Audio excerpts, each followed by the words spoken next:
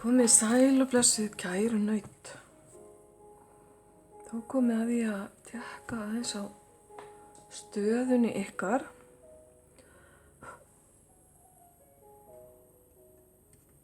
Ég ætla að gera þetta þannig núna að ég tek elementin fyrir, það er að segja vatn, eld, loft og jörð.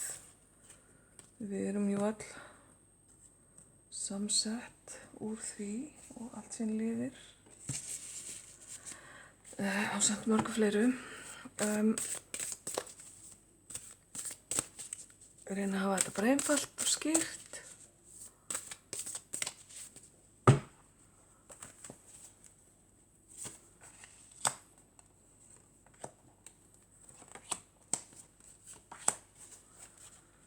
Og byrjum í vatninu. Vatnið stendur fyrir líðan ykkar, tilfinningar, það að finna innsæið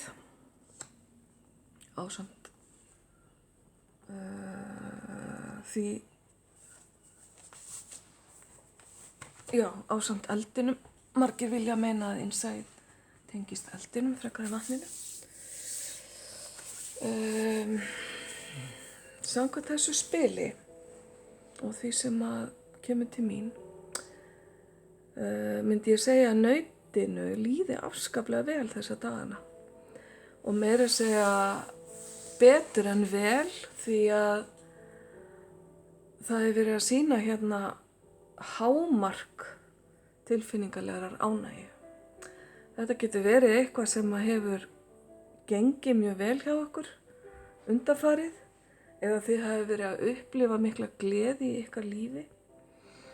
Það getur verið varðandi fjölskyldu eða varðandi einhverja persónulega hagi, eða þið hafi verið að uppskera svona mikla tilfinningalega ánægju varðandi verkefni eða vinnu. Allavega tilfinningarnar eru í hápunkti, má eiginlega segja, og gæti bara varla verið betra. Jæja, þá komið að eldinum. Eldurinn ykkar táknar svona innri neista, drifkraftin ykkar, athafnir og það sem að þið eruð að framkvæma. Og margir tala að innsæið tengist líka eldinum sem rís. Það er mikill kraftur í gangi, mikill drifkraftur, og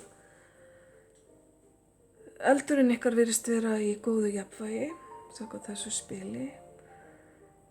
Mörg ykkar eru á ferðinni, mörg ykkar eru að ýta af stað verkefnum sem krefjast kannski mikillar þolinmæði eða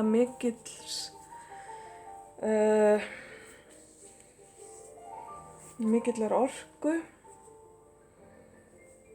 Það sem ég ætlaði að segja var eiginlega steaming power. Ég veit ekki hvernig ég á að orða það á íslensku.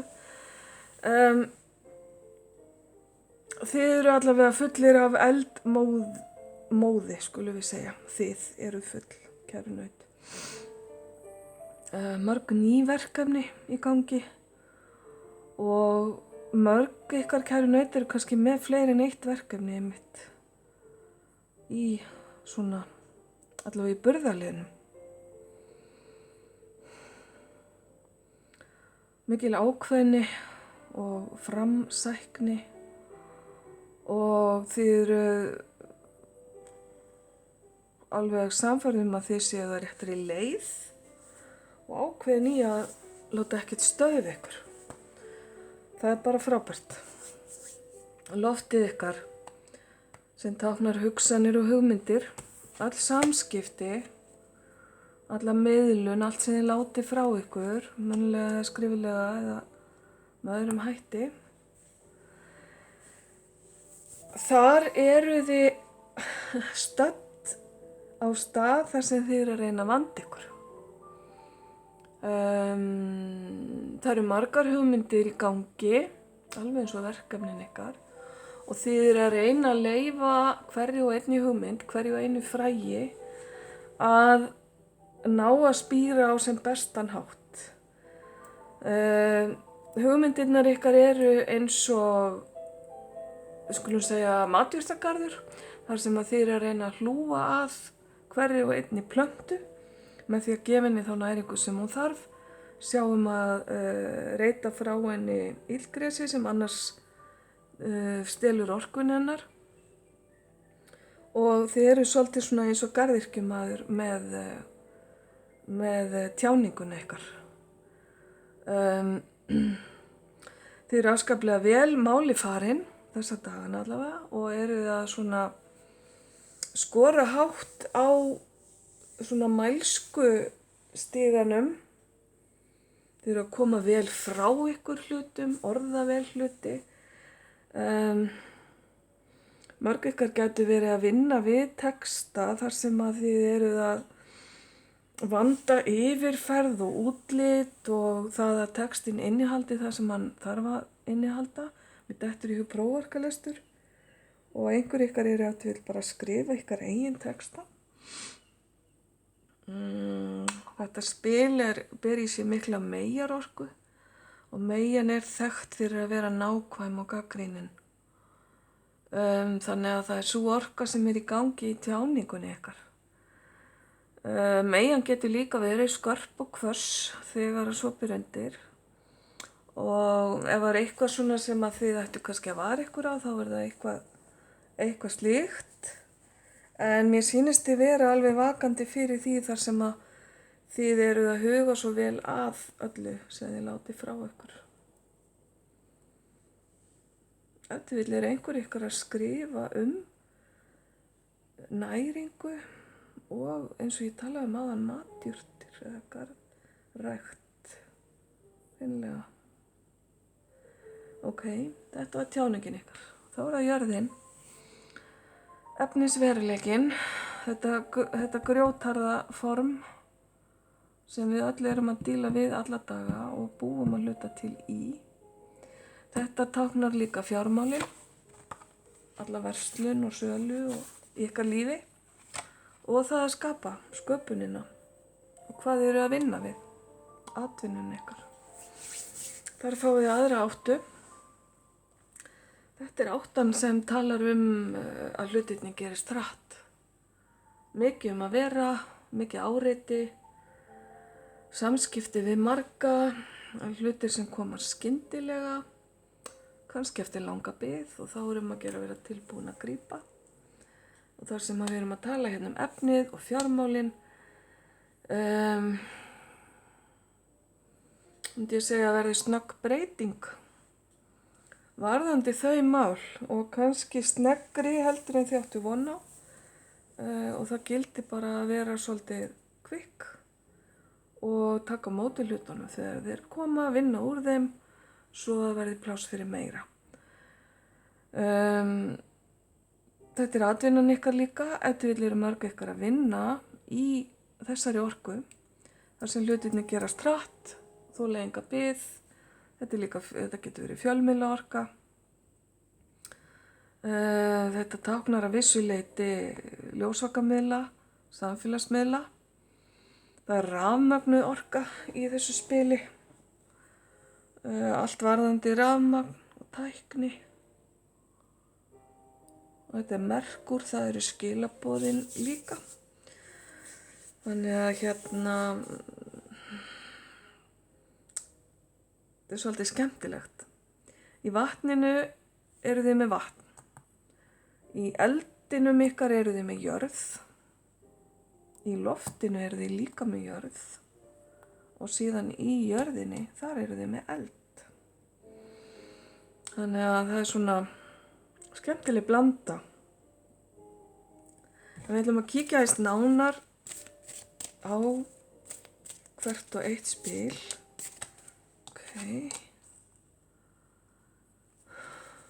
Já, tilfinningaorkan ykkar. Ég sagði áðan að þið væru svona við hámark veljiðunar. Það er svo skemmtilegt, þið eru samt sem að vera að bíða eftir meiri veljiðan. Kannski vitið að það er von á einhverju meiru. kannski þetta hámark bara tímabundið hámark og eitthvað meira kemur í kjölfarið.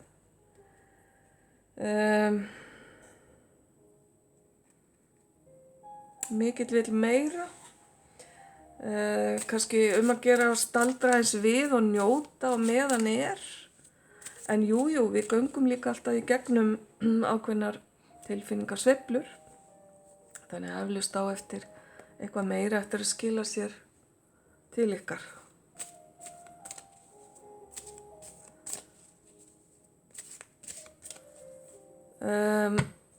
Þá það eldurinn.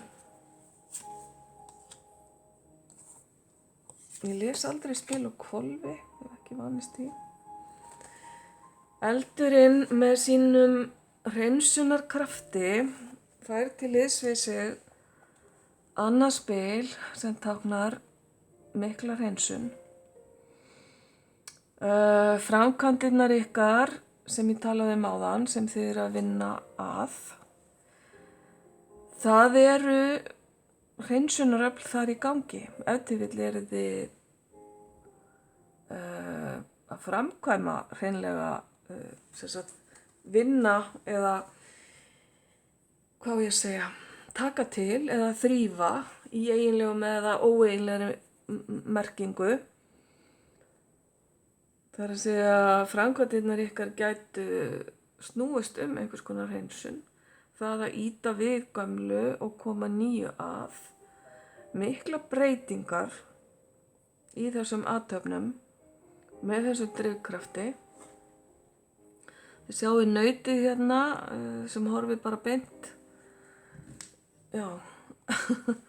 beint fram og hvorki til hægri eða vinstri. Það er gífurlegur kraftur hérna í eldsorkunni ykkar. Kappi best með forsjá, þannig að það er bara að gera að fara ekki fram úr sér eða keyra ekki aðra í kaf í öllum látunum, en annars bara til hamingju með þessa miklu orku og þessa endurnýjun sem á sér stað, því að það sem kemur í kjölfarið er meira eða betra að einhverju leyti.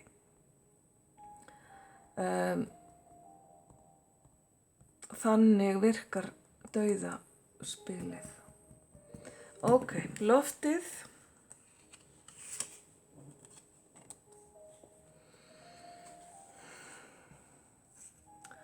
Þessar fallegu hugmyndir sem ég var að tala að þið væri að vanda ykkur svo afskaplega vel við að miðla áfram, felast að einhverju leyti í tilfinningalegri tjáningu. Ef til vill eru þið að tjá tilfinningar til annarra manneskju, það getur verið fleiri en ein manneskja, eða að þið sjálf, kæru naut, eru bara beintengd við tilfinningabrunnin ykkar þegar þið eru að tjá ykkur. Því að drottningin í bikurum hér sem er vatnsspil táknar afskaplega djúpar tilfinningar, mikla samkennd með öðrum og það að leyfa öðrum að spegla sig í sér. Þannig að tjáningin ykkar gæti líka falist í því að þið eru að hjálpa öðrum við að tjá sig eða spegla sig á einhvern hátt og fá þannig fram einhverja betri líðan, svona að vissu leyti eins og sálfræðingar gera.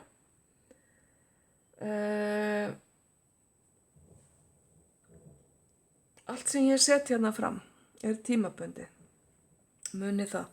Þannig að ég ráðlegg ykkur að taka það besta úr öllu sem komið hefur fram og reyna að nýta ykkur það áfram ef ykkur finnst að þess virði, ef ykkur finnst eitthvað hér sem að þið myndu vilja nýta áfram, að gera að reyna það og reyna þá að muna hvaða stöðu þið voruð í þessa dagana þegar þessi spil voru dregin. En jörðin ykkar hér fjármálin og sköpunin þar sem að mikill rafmagnaður kraftur og læti eru í gangi. Þar fáið þið loftspil sem að táknar að vissu leyti stöðnun eða status quo. Það að stoppa eitthvað ferli sem er nýhafið til þess að öðlast frið, til þess að öðlast yfirsýn, til þess að geta mellt einhverja nýja byrjun, einhverja nýja hugmynd sem að var farin af stað. Það er ákveðin kvíði í þessu spili, kvíði fyrir því sem koma skal. Þið vitið þegar að þið fáið þetta spil að það er einhver sannleikur farin af stað sem þið fáið ekki stöðvað nema tímabundið. Að vissu leyti finnst ykkur erfitt að horfast í augu við hann.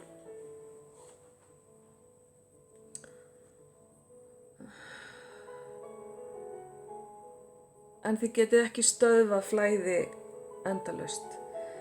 Þannig að það er ákveðin undirbúningur líka fólkin í þessu spili.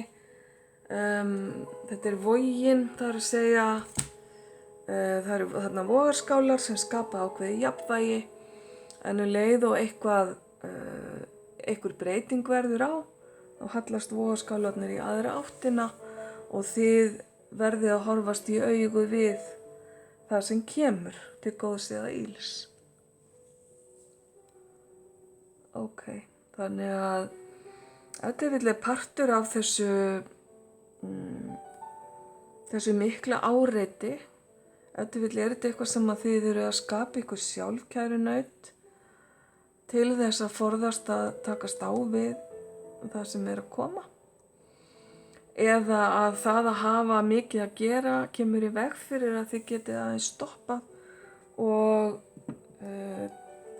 svona dregið andan og tekið við því sem þið þurfið að díla við. Smá tvist þarna á jarðarspilin ykkar. Þá ætla ég að taka hérna smá auka sem eru svona einhvers konar ráðleggingar fyrir ykkur í þessari stöðu sem er komin upp.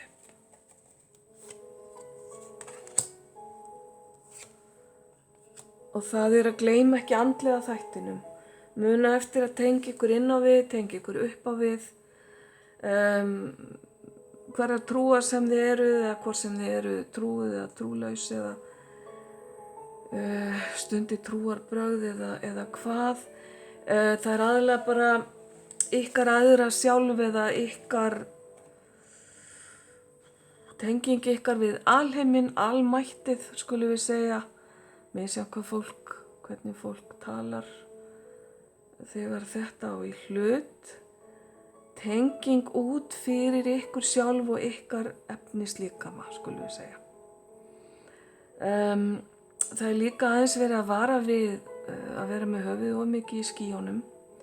Draumórar eru góðir upp að vissu marki, en svona reyna að halda þeim svolítið á jörðinni. Það eru margir möguleikar sem standa ykkur til boða og þið þurfið að sýna vera glögg þegar að kemur að því að velja það besta fyrir ykkur og nýtið ykkur þá allar þær andlegu tengingar sem þið hafið. Þið getið beðið hjálp frá æðri máttavöldum ef ykkur sýnist svo. Allavega að halda tengingunni opinni. Það er eitthvað sem er mikilvægt hérna núna og á næstunni. Ef þið vill munið þið fá gylliboð sem virðast vera of góð til að vera sönn, hafa þetta þá í huga.